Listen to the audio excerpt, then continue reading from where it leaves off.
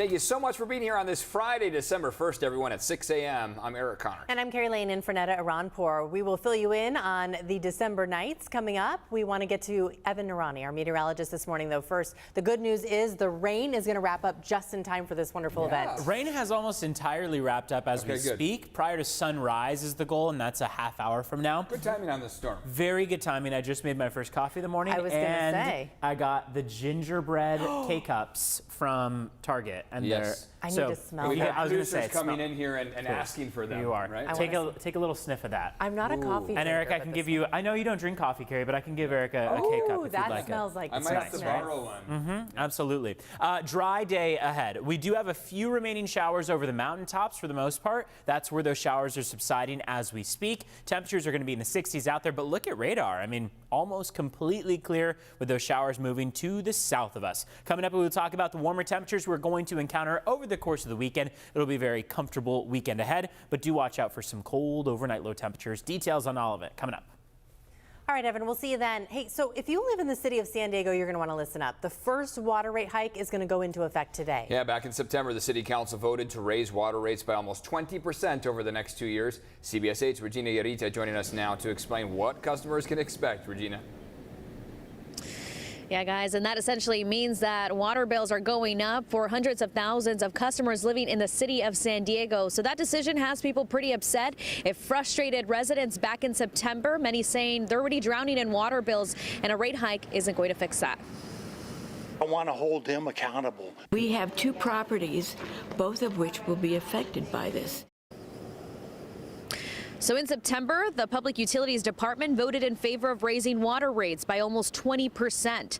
This marks the first rate hike in nearly 8 years. That decision comes at the same time that the department has come under fire for not notifying customers whose bills were under investigation. We've covered several stories of people being charged with thousands of dollars. The Public Utilities Department announced they're dealing with staffing issues and an outdated system. They say the water rate increase could help improve that. The increase will also fund the Pure Water Project, which will turn wastewater into tap. It's expected to provide half of the city's drinking water by 2035. So here's what customers can expect. A 5% hike starting today, a 5.2% increase next July 1st, and an 8.7% jump in January of 2025. For the average single-family homeowner, that's about $12 more per month. So back out here live, the department has announced that it's in the process of implementing changes to address any issues that they've had in the past. If you want any more information, as well as financial programs or rebate programs, you can head to cbs8.com. Just click on this story. I'll send things back to you guys. Regina, thank you. Right now, San Diego police are looking for more possible victims of a man they believe sexually assaulted a 12-year-old girl. Police say the 20-year-old man, identified only by the first name Romero, pretended to be a 15-year-old. He's accused of assaulting the girl inside of her home, but investigators believe he may have assaulted other victims either in their homes or at his home. You're asked to call police if you have any information. And new this morning, did you feel it? A 4.8 magnitude earthquake was reported about 7.5 miles from Ocotillo. Happened just before midnight last night. No reports of any damage or injuries. And this morning, you have a chance to learn more about efforts to address the cross-border pollution in the South Bay. A state Senate committee will be hosting an informational hearing in Chula Vista. Now, local and federal officials will discuss the sewage pollution that has been contaminating our beaches for decades. Recently, urgent care doctors sounded the alarm that more people are getting sick in Imperial Beach, even without getting into the water. Today's meeting is happening at the Chula Vista Council chambers at 10 a.m. The group called Stop the Poop will hold a rally before that, saying officials don't give enough notice about these important events. Well, San Diego's biggest free holiday festival will be taking over Balboa Park tonight. Yeah, CBS 8 is once again a proud partner with the city of San Diego for December nights. CBS 8's Chris Groh, he's live in Balboa Park this morning with a preview. Hey, Chris. Nice hat. Oh, that's perfect. Hey, good morning, guys. And look, you might be noticing a little something on my head here. And if you've been coming to December nights, then you probably know what that means. We've got the Rad Hatter here with us. Good morning. Good morning. What are you most excited for this year? I know, look, I know you've been doing this time and time again. How do you keep getting up for this? I mean, it's just a, God has my back, and when you have faith, there is no tiredness. I mean, basically, everyone's an artist, and like today and tomorrow, basically, we're going to be open from 4 till about 9 o'clock in the Family Zone Gymnasium. I suggest everyone to come on out. So I will be basically giving them the crown, the basic shape, and then I'm going to have 10 tables of fun. Yeah. And you get to make hats like the one that we've got up here Correct. with the CBS 8 logo. There was a nice little touch from you. Well, exactly. Everyone needs a little help. I know you have your branding here on your jacket, on your head, So I encourage everyone to come on out, have some fun. Families, big kids, little kids. I've got about 1,000 hats for today and about 1,500 tomorrow, which will run out. Yeah, that was just going to say, they go quick. We will run out. Yeah. We can handle 60, 80 people at one time. Wow. And every 20 minutes, we're going to rotate people, throw in there and all that. But some individual will take a little bit longer, and I will give them the honor of taking their time, add a little sticker, ribbons, bows, whatever they want to do, and I'll help them out. Hey, it's a December Nights tradition, Red Hatter. Thank you so much. You solid. And hey, just again, one more time, where were you going to be? In the gymnasium by the Starlight Bowl. All right. There you go. There you go. You heard it. All right. And of course, with the hat, you start doing a lot of this work here. You start doing walking around. You might get a little bit hungry, guys, right? So want to bring in Chef Buddha here. And Chef, we've got an assortment of goodies here in front of us. Walk us through what we have and what folks coming in December Nights can expect, starting with that catfish. I got the catfish nuggets, as you said. I have the potato salad, our deep fried shrimp, our collard greens. We have chicken tenders, mac and cheese, chicken wings, and baked beans. I got to ask you, man, where did you learn to cook this all up? To any family recipes, anything like that? Oh yes, all family recipes from my granddad, grandpa. So it's all my little spin on it, but it's all passed down from family. Yeah. What's it like to see folks enjoying the food that you grew up on, that you put your own twist on, and now being able to spread it during this holiday season? Oh man, it's amazing. It's an amazing feeling to just see how many people actually come out and enjoy the food that I make. And sometimes it's overwhelming to just see it like, oh man, you guys actually love it. So it's been a blessing. Awesome. It's really a blessing. If we had to try one real quick, what do you recommend here? My favorite would be the fish. Okay, let's go with the catfish then. Yes. All right, let's dig in here. Little catfish nuggets, all right. Ooh, we got a little double breader there right there. All right. For you folks at home.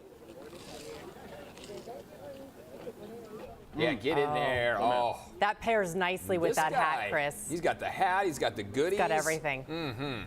Good? Yeah. It's all about the breading. That was perfect, dude. That was perfect. That's perfect. It's all about the breading, guys. It's so important. It's awesome That's to perfect. see so many people out Look there. at that December smile. night. He's Yeah. so Chef excited Buddha. about this. We're going to have more. Okay, good. Can't We're wait. gonna have a lot Keep more. sampling for us and bring some back to the station. Yep. All right, nice hat, man. CBS 8's Carlene Chavis, by the way, and Jesse Pagan will be not too far from where Chris is standing right there at December Nights for the annual tree lighting ceremony at 6 p.m.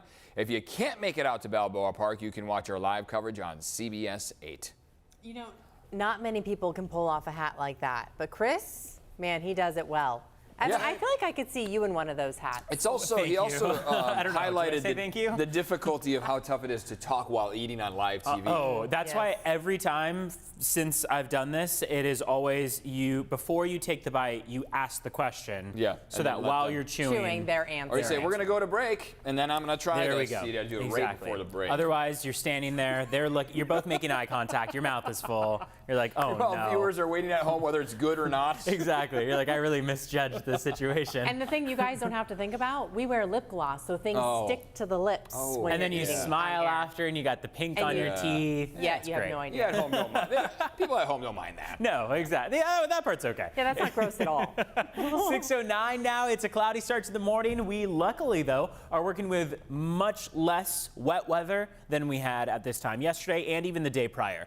You are still going to drive outside to some wet roads. So keep in mind, roads are slick in some spots. Visibility is reduced in many spots as well. But when we look at that wider picture, from Santa Barbara all the way down the Bight, we've got dry weather from Santa Barbara through about Del Mar and even through now about Chula Vista. And then south of Chula Vista, south of the international border, we've got some showers that are clearing their way out. But this is a much drier scene, and all of that wet weather is going to subside in the coming hour or so. We are anticipating that by sunrise, which is 23 minutes from right now, we will be nearly completely dry, maybe the opportunity for a few sprinkles over the mountains. That's really the only exception.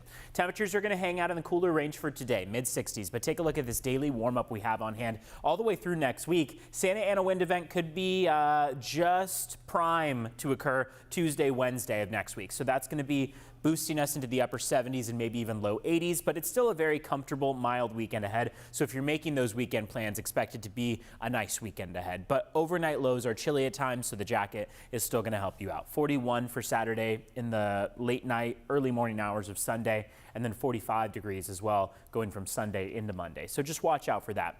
Ramona's visibility is now under a quarter of a mile, along with El Cajon. Miramar is at 2 miles, Kearney Mesa at 3. So there is a large area of the map here that is covered by some low cloud cover, and that means reduced visibility. That means reduce your speeds if possible. Let's take a look at how traffic is shaping up at 6:11 right now. And so far, we're tracking several crashes on the roads. Want to first point out the large yellow blob that is fog this morning, and then down toward the bottom right corner of your screen, you see a little bit of the green there, and that is indicating that there are some wet roads. Wet roads are going to be pretty common across the county. One stalled vehicle on the 5 northbound in the Del Mar area. Also a crash that took place on the 5 northbound that is causing some minor backups, but right now volume is still very light. CHP is on scene working to clear both of those situations. Beyond that, it is a smooth start to the morning, but we do highly encourage that you take it a bit slower this morning. Back to you. Oh, let's take a look at border wait times. San Ysidro Port of Entry, 125-minute wait. Ooh, that's going to be a long one. Over 2 hours that you'll be waiting at the San Ysidro Port of Entry. Otay Mesa Port of Entry, 90 minutes. It'll be an hour and a half in total. Now back to you. Let me answer the question. Let me ask the question. Ding, ding, ding, get in the ring. What Governor Gavin Newsom and Ron DeSantis are saying about people leaving their states. Of course, we're all concerned after the pandemic. We hear about an outbreak in China. We hear about outbreaks elsewhere. Yeah, a pneumonia outbreak reaches the U.S. Should we be concerned here in San Diego? We'll explain.